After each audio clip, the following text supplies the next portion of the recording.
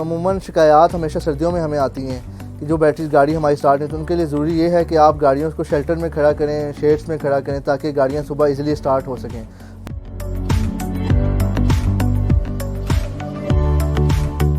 FX, Mehran, Khyber अभी तक यहाँ पे चल रही हैं। उनमें तो ये है कि आप पहले जब ऑयल सुबह चेक करते हैं, पानी शानी, तो साथ ही बैटरीज का पानी भी चेक कर लें, फर्स्ट पॉइंट। दूसरा ये है कि टर्मिनल्स को देखते रहें। हमेशा जब चलती हैं GT रोड पे जाती हैं गाड़ियाँ, उनके टर्मिनल लूज़ हो जाते हैं झटके लगने की वजह से, तो टर्मिनल्स देखते रहा करें कि टर्मिनल हाथ लगा के लूज़ तो नहीं है।